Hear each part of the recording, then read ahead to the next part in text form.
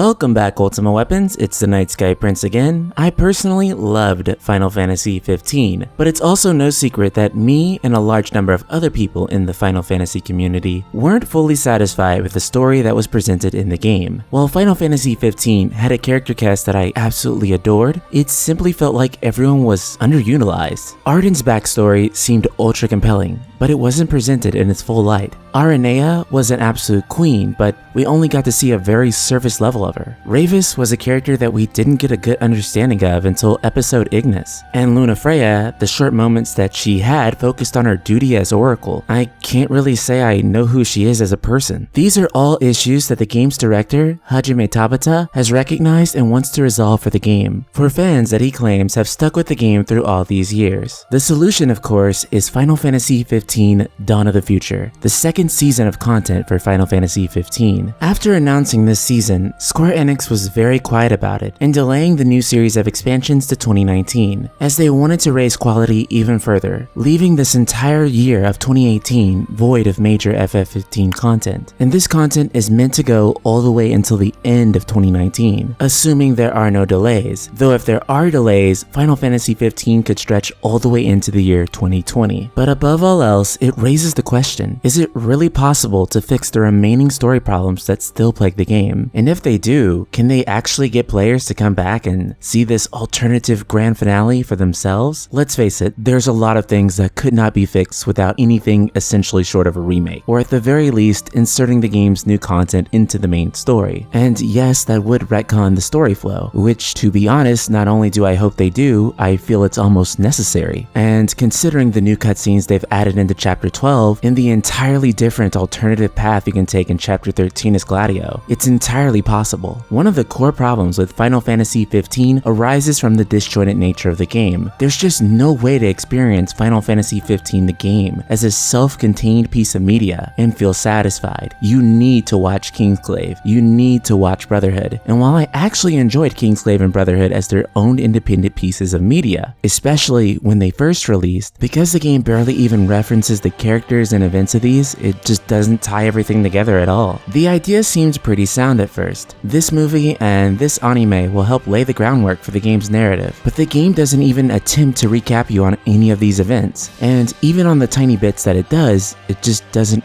actually do anything with them. Take the Niflheim invasion of Insomnia. They used a montage of scenes from Kingsglaive. However, what many people don't know is that that was actually part of the day one patch for Final Fantasy 15. So if you were to play the base Final Fantasy 15 with no updates, all you'll actually get is Noctis hearing about the invasion in the paper, and that's it. Earlier this year, there was a rumor that circulated that stated one of the biggest conclusions that the team wanted to do for Season 2. It's said to be part of their service updates and would retcon the entire opening of Final Fantasy 15. You might want to take a seat for this one, but according to the rumor, it was the team considering re-adding the Insomnia invasion into the game. It would be the final piece of content to the game alongside episode Noctis. The reason? Because it would make the game fully comprehensive without the need for Kingsglaive, but also it's something that fans have wanted since the game's inception as Versus 13. It wouldn't surprise me now if the team was considering this, given the fact that Luminous Studio Engine is much more stable now. The rumor did mention that allegedly the team is aware they'd have to rework some of the scenes and dialogue in the first few chapters, but if this turns out to be true, fans would be very pleased. This would represent a huge victory moment for the people who stuck with Final Fantasy 15, and I feel it's the best and most satisfying way to conclude 15. And since the game is doing an alternative ending, why not do a full retcon of the game's opening and give us the one that we actually wanted? Imagine starting a new file of the game, and it actually prompts you, have you seen Kingsglaive Final Fantasy 15? And if you say yes, then it'll play the current opening. But if you haven't, then it'll play the alternative opening instead. But before I get too ahead of myself, this was just a 4chan rumor, and you should of course take that with a grain of salt. And while many 4chan rumors about 15 have turned out to be true, such as the one where the entire ending of Final Fantasy 15 was leaked 6 months before release, and of course I was dumb enough to read it thinking that there there's no way this would actually be the real ending. But I mean, the guy who leaked it even accurately predicted the game's delay, saying there's no way they could even finish the game by the time September rolled around. So it's still worth keeping in mind. It's also still important to let Square Enix know that this is the type of content we'd like to see in the upcoming season. The free updates are something that the team wants to continue to do with the release of Season 2, to get people engaged with the game again. While the console version has missed the last few updates due to them being more PC-centric,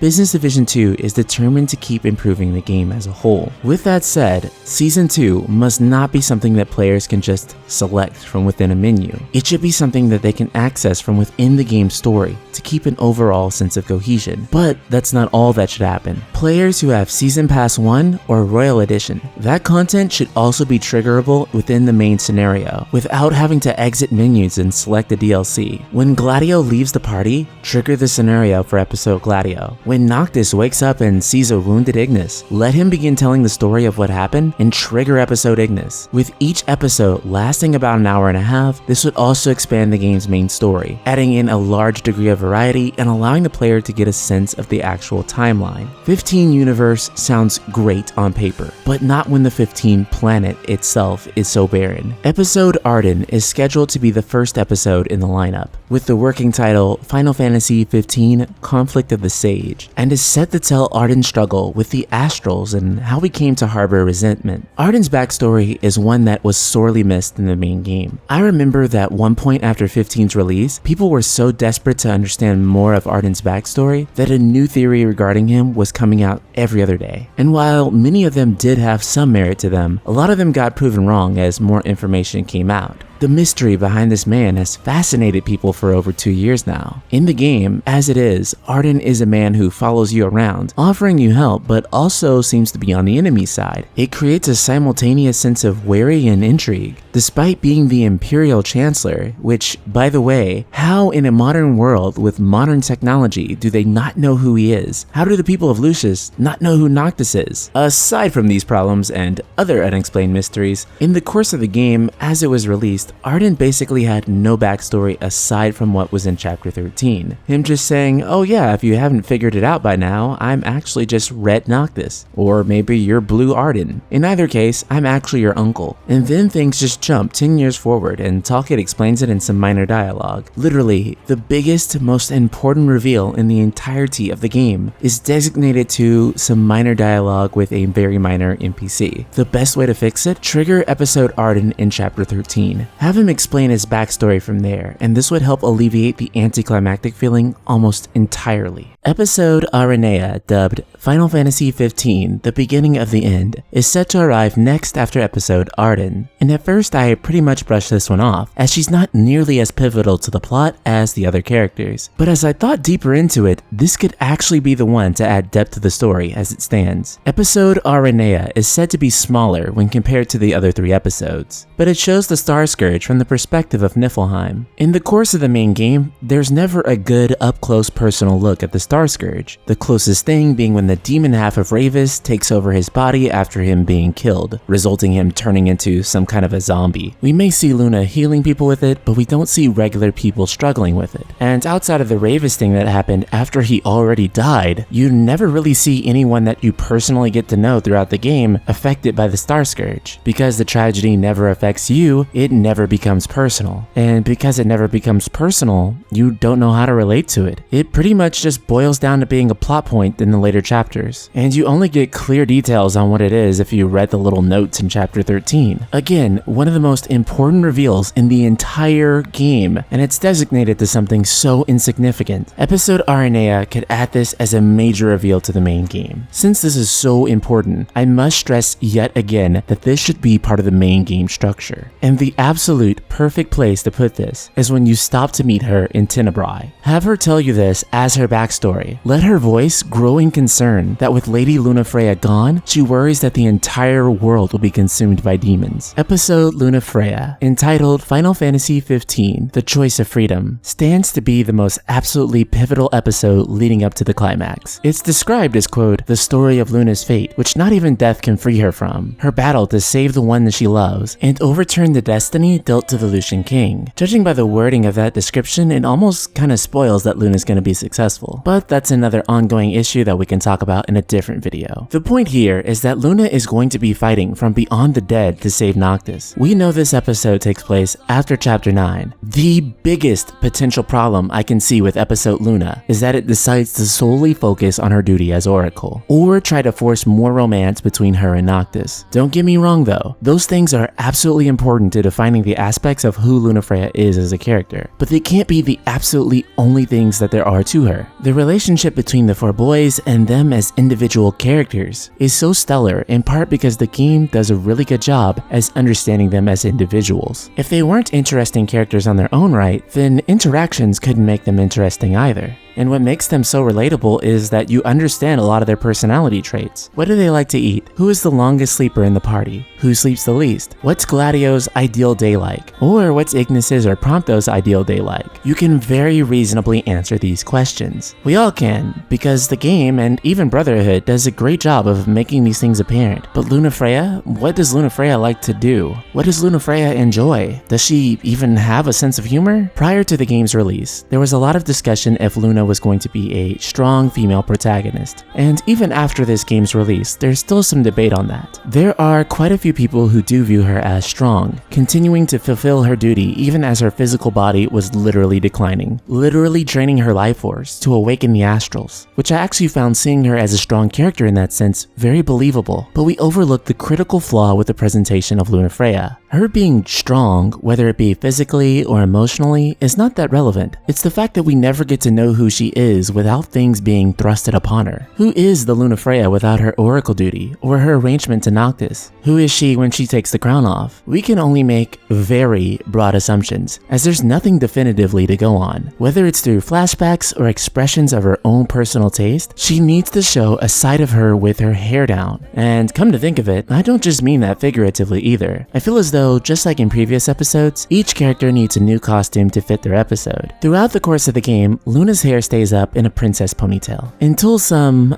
unfortunate events happen. I think that by leaving her hair down, we see a version of Luna that's not just functioning as her role, but as a human being with her own desires, in a life that she wants to lead. With an episode named The Choice of Freedom, focus on her own freedom, lead her own life, or at least her regretting not leading her life according to her own heart, and at the very least, fighting to gain Noctis' freedom in that perspective. Then we have the final episode, Episode Noctis, with the working title, The Final Strike. Noctis is said to have a parting of ways with the Astrals, where Noctis embarks on his final battle to attain the ideal future for all his people. I think a lot of people thought when they saw Episode Noctis, wasn't the entire game Episode Noctis? And yes, it basically was. At the same time though, to properly conclude Final Fantasy XV as a whole, I think returning the final focus back to Noctis is extremely important. Unlike the other 3 episodes, we don't have a firm idea of when and where this one takes place. My personal hope, as well as the hope of many others, is that it'll take place inside of the crystal, during the very mysterious 10-year gap. But there are also 2 other possibilities. The first is that it takes place after Noctis awakens, but with an alternative series of events. The other option is that instead of sleeping in the crystal at all, Noctis simply doesn't, and an entirely different set of events happen. The first and last options are the best ones to me, as I think Noctis in his 20-year-old form is more recognizable as a proper send-off to the character. After all, we know the ending here will conclude with him being king, so just let him age naturally. That said, I strongly prefer this episode take place inside of the crystal. First and foremost, fans have always wanted to know what it was like for Noctis inside of the crystal all those years. He awakened suddenly far more mature and aware of the situation and the stakes at hand. By doing this, the game leads you to believe that Noctis had an ordeal inside of the crystal that was far more than just a nap. That he had a large degree of consciousness and was aware of what was happening. So show us that journey inside of the crystal. What made him into the man that he became? The crystal also represents a place of lucidity. Anything can happen. Show Regis communicating with Noctis from inside of the crystal. Even Luna can be inside of the crystal with Noctis. Because of this, it can address many loose story ends that currently stand. And again, I would love to see Noctis receive his own outfit for this DLC. But with Noctis' outfit in particular, I think it would be extremely special if Hajime Tabata and his team could get Tatsuya Nomura, the game's original director and character designer, to send his character off properly and close out his arc with a brand new design from Tetsuya Nomura for Noctis' costume. Almost nothing would satisfy fans more than seeing this.